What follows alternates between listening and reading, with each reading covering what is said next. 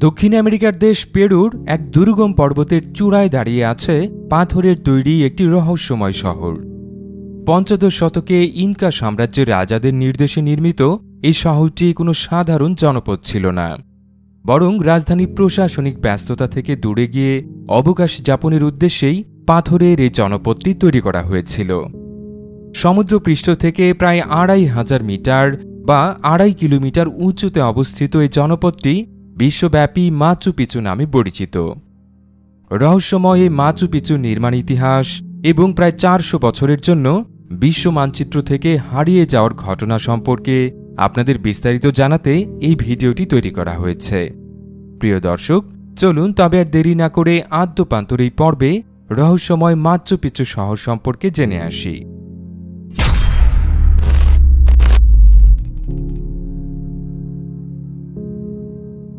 Machu Picchu সম্পর্কে জানার আগে চলুন এই শহরটি নির্মাণকারী ইনকা সভ্যতা সম্পর্কে সংক্ষেপে জেনে আসি। নৃবিজ্ঞানীদের ভাষ্য অনুযায়ী ইনকা সভ্যতাটি ছিল বৃহত্তর আন্দিজ সভ্যতার শেষ অধ্যায়। বিশ্বের মাত্র ৫টি আদিবাসী সভ্যতার মধ্যে অন্যতম এই আন্দিজ সভ্যতার প্রাক ইনকা অধ্যায়টির নাম দেওয়া হয়েছে হুয়ারি সভ্যতা।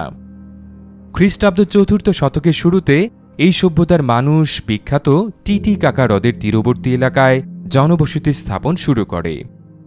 খ্রিস্টাব্দ দ্বাদশ শতক নাগাদ এই সভ্যতা টিওয়ানাকু নামের আরেকটি স্থানীয় সভ্যতার বিভিন্ন রীতিনীতি রপ্ত করে নেয়।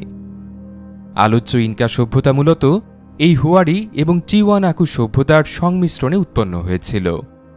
ইনকা সভ্যতার নির্মিত প্রথম জনবসতিগুলো ত্রয়োদশ শতকের শুরুর দিকে স্থাপিত হয়েছিল। সাধারণত মধ্য এবং দক্ষিণ আমেরিকার অ্যাজটেক, মায়া বা ওলমেক সভ্যতাগুলো বিশ্বব্যাপী অপেক্ষাকৃত বেশি আলোচিত হলেও আয়তনের বিচারে আমেরিকার যে কোনো প্রাচীন সাম্রাজ্যের মধ্যে এই ইনকা সাম্রাজ্যই সবচেয়ে বড় এবং জনবহুল ছিল। বিস্ময়কর ব্যাপার হল, একই সাথে এই ইনকা সাম্রাজ্য ছিল আমেরিকার সবচেয়ে ক্ষণস্থায়ী সাম্রাজ্য। রাজ্য থেকে সাম্রাজ্যে প্রসারিত হবার পর মাত্র ১০০ বছরের কিছু বেশি সময় টিকেছিল এই ইনকা সাম্রাজ্য।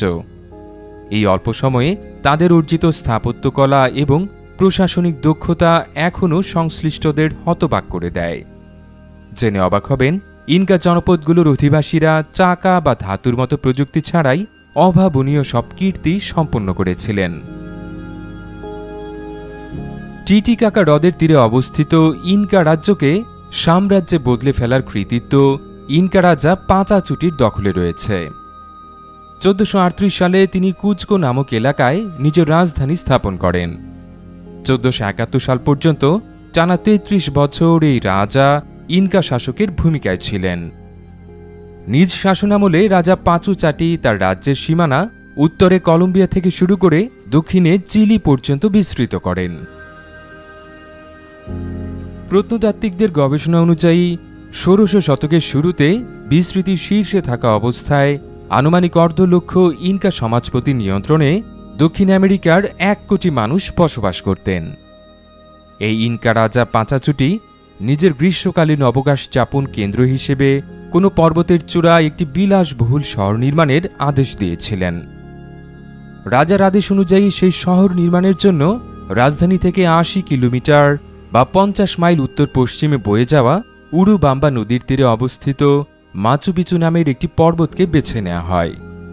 এই পর্বতের নাম থেকেই পরবর্তী সময়ে শহরটি মাচু পিচু নামে পরিচিতি লাভ করেছিল।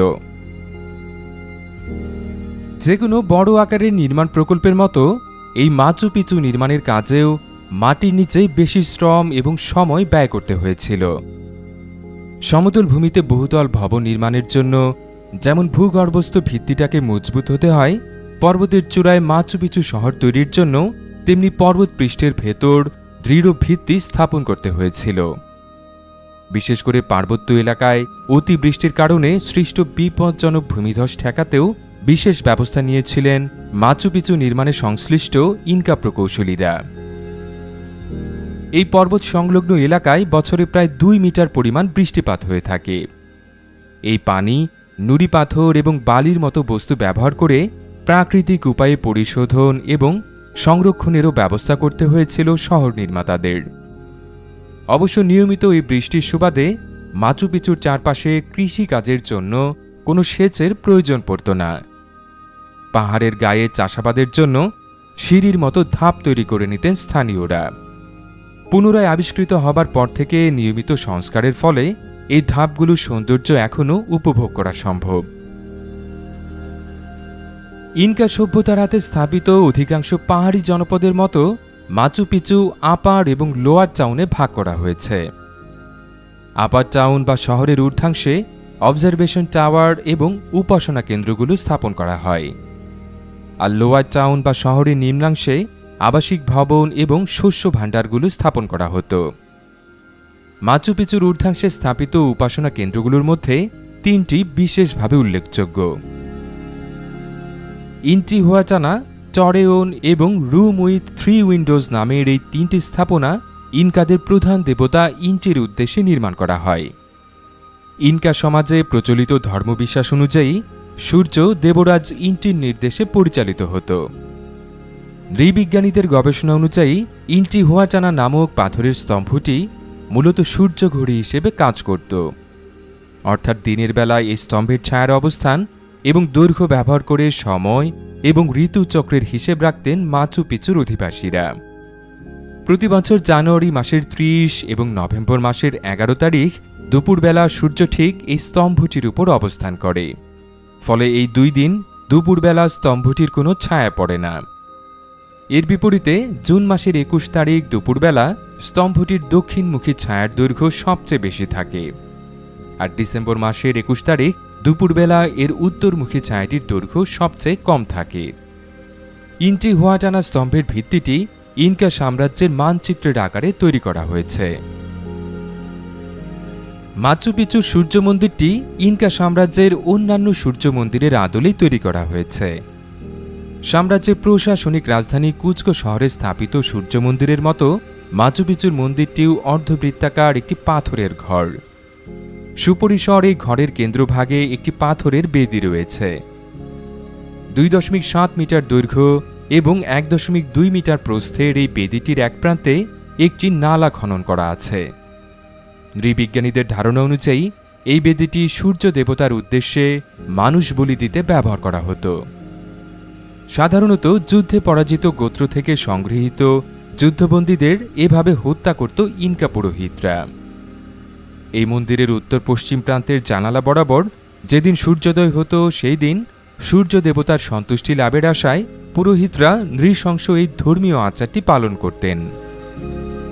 মূলত প্রতি বছর জুন মাসের 3য় সপ্তাহে সূর্য যেদিন উত্তর গোলার্ধের কর্কটক্রান্তি রেখার উপর অবস্থান করত সেই দিন ওই জানালা বরাবর সূর্যোদয় হতো। প্রাকৃতিক নিয়মেই এরপর সূর্য ধীরে ধীরে দক্ষিণ গোলার্ধের মকরক্রান্তি রেখার দিকে সরে আসা শুরু করত, অর্থাৎ এরপর থেকে দক্ষিণ গোলার্ধে অবস্থিত মাচু পিচু শহরের দিনের দৈর্ঘ্য ক্রমেই বাড়তে থাকত। ইনকা পুরোহিতদের দাবি অনুযায়ী মানুষ বলি দেওয়ার কারণে সূর্য দেবতা ইন্টি সন্তুষ্ট হওয়াতেই এই ঘটনা ঘটত। 15 শতকের মাঝামাঝি সময়ে নির্মিত মাচু পিচু শহরটি 100 বছরের মাথায় পরিত্যক্ত জনপদে পরিণত হয়েছিল। একই সময় দক্ষিণ আমেরিকার প্রশান্ত মহাসাগরীয় উপকূল এলাকায় একাধিক উপনিবেশ স্থাপন শুরু করে স্পেন। এ সময় ইউরোপীয় হানাদারদের নৃশংসতার কাহিনী সবারই জানা। বিশেষ করে এদের বয়ে আনা গুটি বসন্তের জীবাণু থেকে সৃষ্ট মহামারীতে দক্ষিণ আমেরিকার শতকরা 90% আদিবাসী জনগোষ্ঠী নিশ্চিহ্ন হয়ে গিয়েছিল। ইনকা সাম্রাজ্যের অধিবাসীরাও এই নৃশংসতা এবং মহামারীর হাত থেকে নিস্তার পায়নি। এর ধারাবাহিকতায় 1572 সালে সর্বশেষ ইনকা শহরটিও স্প্যানিশ হানাদারদের দখলে চলে যায়। তবে এর প্রায় 40 বছর আগেই মাচু পিচু শহরটির ব্যবহার বন্ধ হয়ে যাওয়ায় স্প্যানিশরা এই জনপদের খোঁজ বের করতে পারেনি। ফলে জনপদ এবং এর স্থাপনাগুলো স্প্যানিশদের লুটতরাজের হাত থেকে বেঁচে গিয়েছিল। ইতিহাসবিদদের ভাষ্য অনুযায়ী এই মাচু পিচু একমাত্র ইনকা জনপদ যা স্প্যানিশদের লুটতরাজের শিকার হয়নি। 1600 শতকের মাঝামাঝি থেকে 20 শতকের প্রথম দশক পর্যন্ত প্রায় 400 বছর মাচু পিচু শহরটি বিশ্ববাসীর দৃষ্টির আড়ালেই ছিল। 1911 সালে যুক্তরাষ্ট্রের ইয়েল বিশ্ববিদ্যালয়ের অধ্যাপক হিরাং বিংহ্যাম পুনরায় এই জনপদটি আবিষ্কার করেছিলেন।